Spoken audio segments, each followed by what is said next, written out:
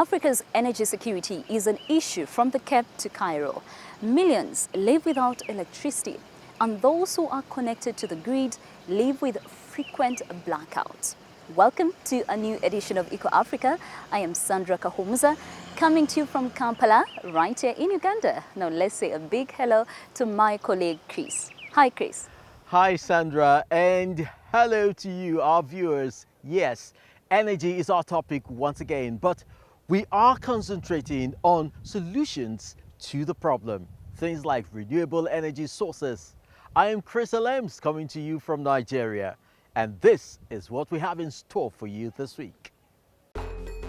A solar-driven machine from Germany will soon produce environmentally friendly grass pellets in Madagascar. In Europe, the Spanish authorities are combating the trade in exotic wildlife. And photographer Ambrose Letelua shows us how animal portraits are the best way to protect the Earth's biodiversity.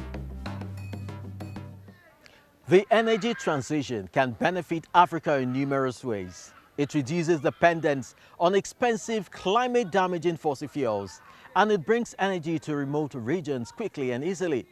It also opens up new opportunities to finance such sustainable systems.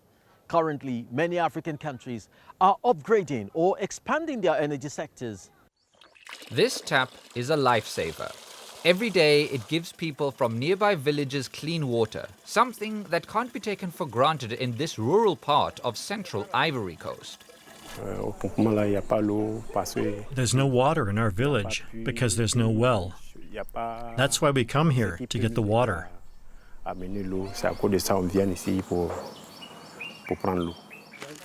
The water has to be pumped from underground, but the area is off the electricity grid. Instead, solar energy provides the power for the pump. From small beginnings 12 years ago, the settlement, which includes a religious center and a home for teenage girls, now has 4 water towers and 24 solar panels with a total output of 4,500 watts. That's enough to power their drinking water, lighting, refrigeration, and communications. At the beginning, there was only one unit, because there was only one house to supply, this one. Then came the girls' center, and after that, the settlement expanded, with 3 new buildings.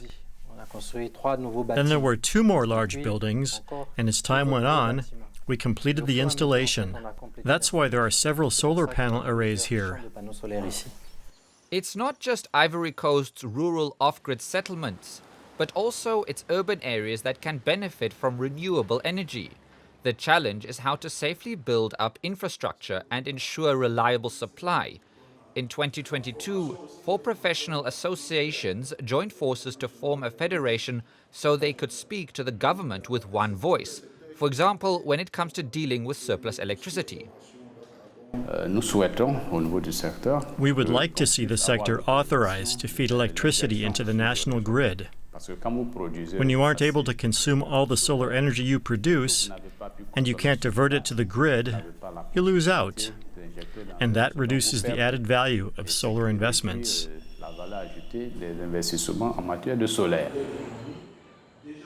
That's a pressing question for investors, as Ivory Coast has pledged to increase the share of renewables in its energy mix to 45% by 2030. In the north of the country, the Bundiali solar farm is the first of more than a dozen projects aimed at reaching that target. The 78-hectare facility, overseen by the state-owned CI Energies, cost 40 million euros. It was made possible by a loan from Germany's KfW Development Bank and a grant from the European Union. We're aiming to produce 5,100 megawatts of electricity for Côte d'Ivoire, including around 400 megawatts of solar power. We have a number of projects with private sector partners, but the Bundiali power plant is the first to be built by the state. Bundiali power plant is expected to generate 37 megawatts of power, enough to supply 30,000 households per year. And such projects create more than just electricity. They boost employment chances, although women are underrepresented in the green energy sector. The German development agency GIZ has set up a mentoring program to counter that. This energy project manager has taken a young student under her wing and is helping her to find an internship.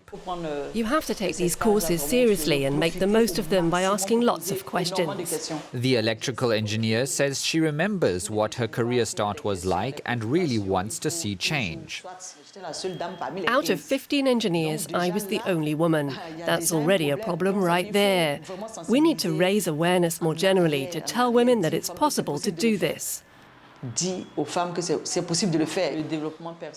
Pro-Fair Mentoring Project aims to increase the proportion of women in the renewable sector from 25% to 40% in the near future.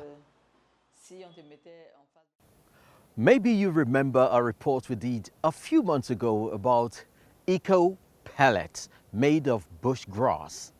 Now, young people in Madagascar are working on a project to produce environmentally friendly fuels from renewable sources, while at the same time stopping trees from being cut down.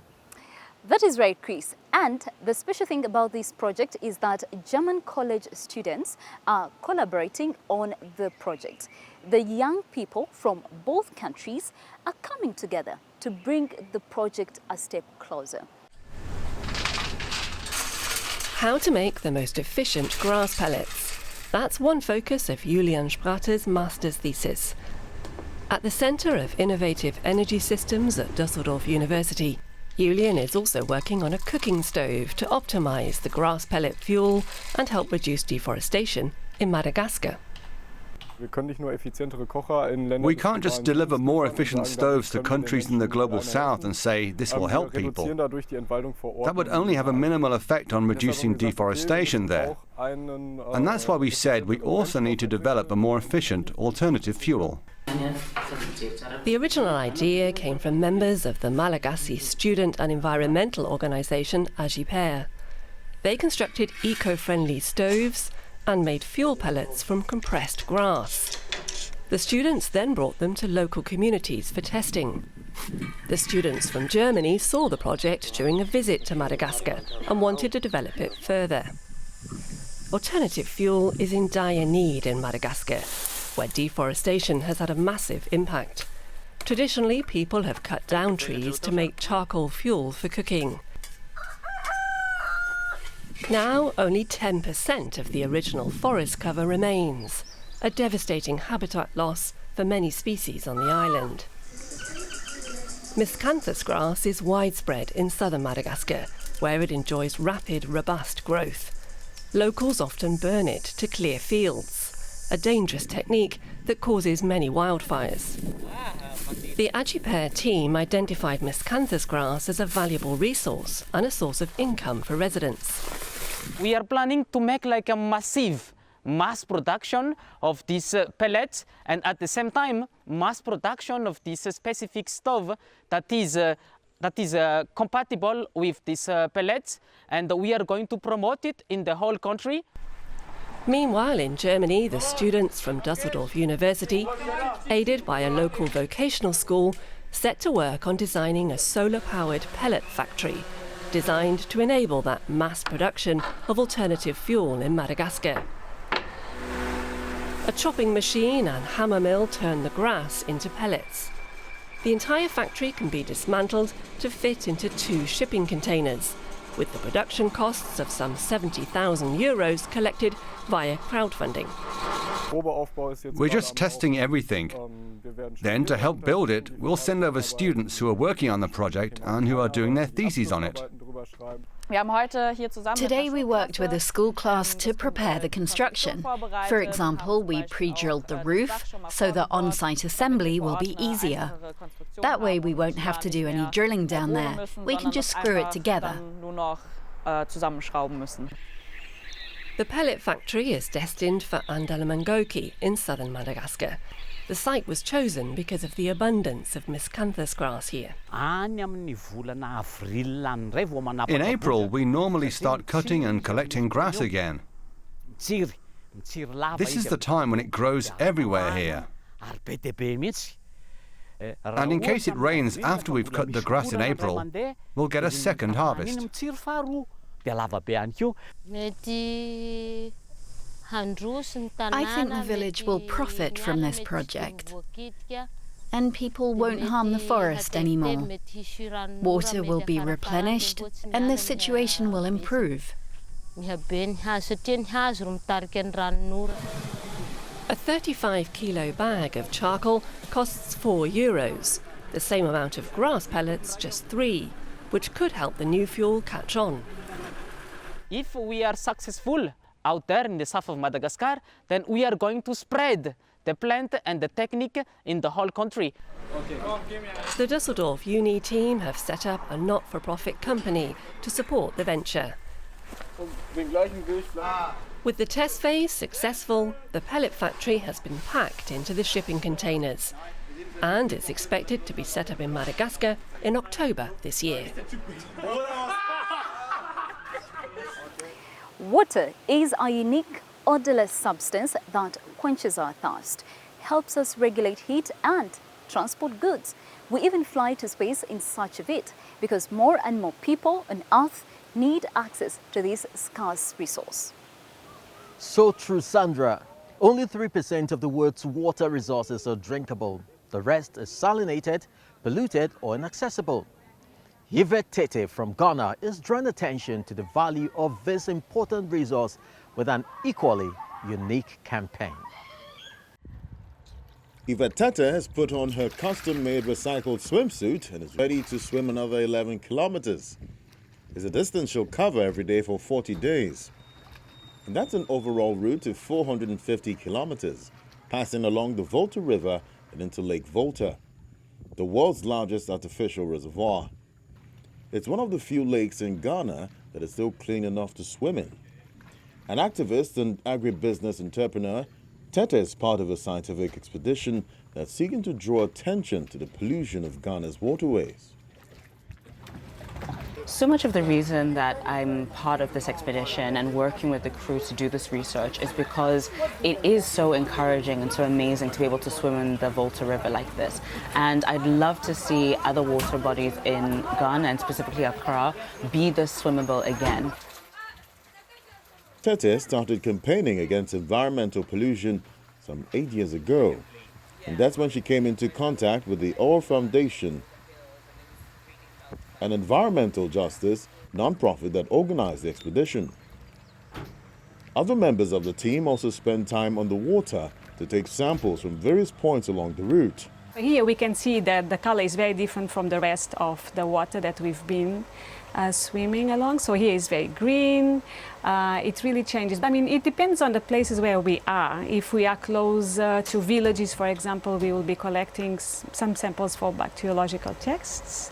If we are close to factories or industrial areas, we'll be checking for heavy metals, for example. Like here, near the village of Bata, which now has a number of industrial sites like the sand mine, the pollution it creates has had a devastating impact on the local fishing industry. The area used to have lots of fish. All the fish are gone. The sand mining in the lake has destroyed our livelihoods. We are fishermen. That's how we make a living. But now we even struggle to find enough fish to eat ourselves.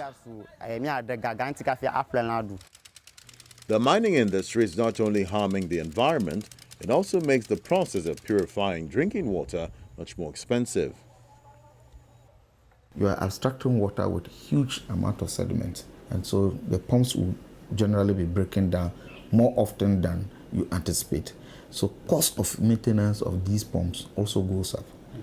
And at the end of the day, the two of us will have to also pay back through our water, domestic water we use.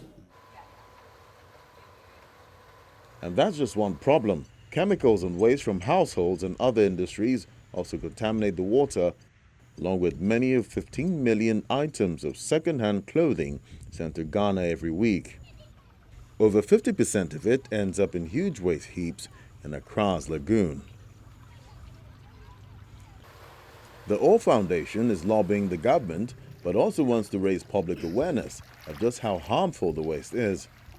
The imported clothing waste in particular. So many people don't even understand that we have secondhand clothing coming from the global north to the global south, or that there are other issues that are affecting the quality of our water. So what we want to do is really hope to bring attention and awareness to the quality of the water and to the issues that are at play here, to get people involved. This was Yvette Tete's first swimming campaign. She's feeling tired but optimistic that one day even the lagoon in Accra will once again be clean enough to swim in. In 2022, the EU adopted a revised action plan to combat the illegal trade in wildlife. It includes stronger controls and stricter sanctions if any animals are exported illegally from the country of origin. But until the system takes full effect, big predatory carps, reptiles and rare bird species continue to be brought to Europe illegally. And Spain has become a gateway to wildlife smuggling.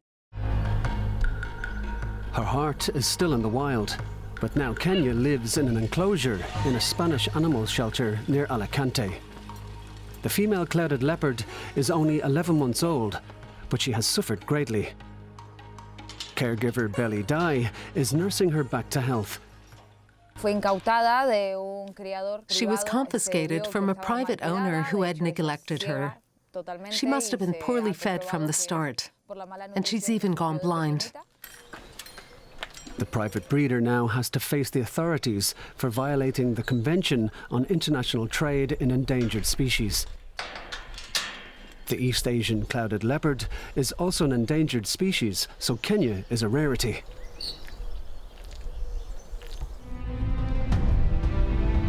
Spain has become a gateway for illegally traded exotic species. The police often find them when inspecting ships arriving in Alicante from the nearby continent of Africa. Maria Pellicer works for a special environmental crime unit. In passenger luggage here and at the airport, she's found birds, snakes and tortoises. It's so sad.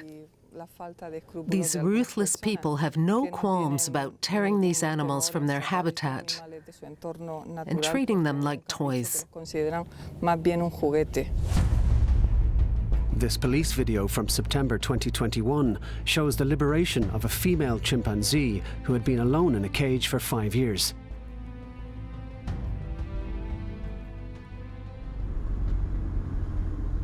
Illegal imports of protected animals are rising. In 2022, smuggling into Spain increased by more than half compared to the previous year. Organized criminals are often behind it. You need contacts in the country of origin to find the animals, and you need a network in Europe to import them. This is a highly profitable business.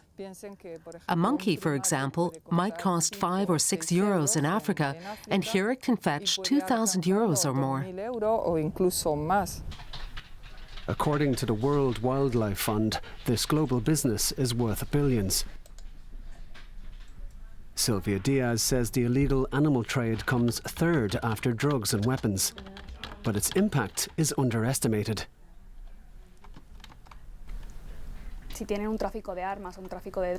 Arms trafficking and drug smuggling are taken more seriously. More effort is put into enforcement. Illegal animal trafficking is just as serious, but it isn't seen as such.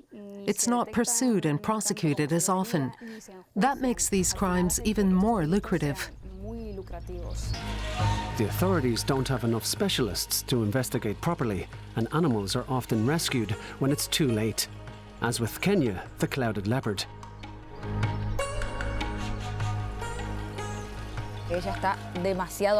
She's too used to people, and she's blind.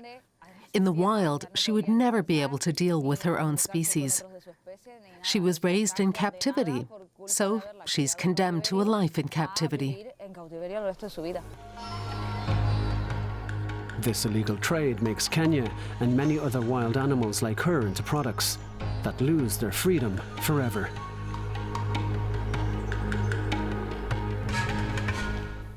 What a sad story.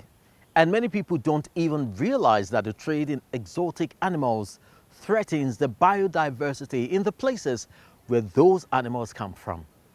But one man from the Samburu community in Kenya is fighting against the wildlife trade. Exactly, Chris. Ambrose is a livestock farmer, but he does have a talent for photographing, and he wants to use his pictures to show the diversity and the beauty of his native region.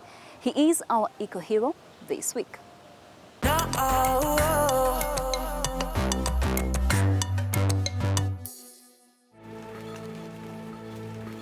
Ambrose Letolwai is a man of many talents. He knows exactly what his goats need. And the 30-year-old Kenyan is also a talented photographer. He says he began taking pictures to help him better understand his environment. So the one thing that really put me into wildlife photography is about bird watching. So I always wanted to take a photo of a bird so that I can able to identify them. This is the Naibunga Conservancy in central Kenya. Ambrose Letolwai works here after studying wildlife management and conservation at college. By taking photos of the many animals that live here, Ambrose hopes he can raise awareness of species that are vulnerable or even endangered. Many locals have seen his pictures, and he often visits schools to talk to young people about their environment. Wildlife conservation, mostly like elephant as well as giraffe and the other wildlife, they are threatened. And the only thing that you can be able to use is photography. And just to tell how magnificent they are and how threatened they are. And if you want to share the story, you need to have a photo or a film. Ambrose portrays animals such as the African leopard that are at risk from poaching and loss of habitat. He's even found 10 rare black leopards. For the Maasai photographer, the biggest threat to the big cats is climate change. So many plant species are disappearing here just because of climate change. There is no rains in this area. We face a very devastating kind of drought, and the other herbivores are dying. So when an herbivore die, then the leopard end up as well dying. Another threat is that locals have often killed leopards because they threaten livestock, which is the livelihood of many people here. Ambrose is building understanding at community level. These women used to see leopards as enemies. Now they work to protect them, as leopards attract tourists, and that means jobs. They call themselves Chui Mamas, or leopard mamas. We have come to understand the conservation and the importance of it, because now the formation of Chui Mama has bear a lot of fruits. Such as new sources of income. The women's collective makes jewelry and soap and has now even built their own center with the proceeds. This Wildlife Kids Resource Center in the middle of the savannah was co-founded by Ambrose Letolwai. Equipped with reading material and binoculars, these kids are on a safari. Today, they're bird spotting, and the trip is proving inspirational. Now I want to educate people of their importance and convince them to stop poaching. The children are also aware of the financial benefits of conservation. I would like to protect these animals because they help the country. Safari tourism brings us money. People come to see the animals, and that generates revenue. So it helps improve people's standard of living. Improve people's living standards.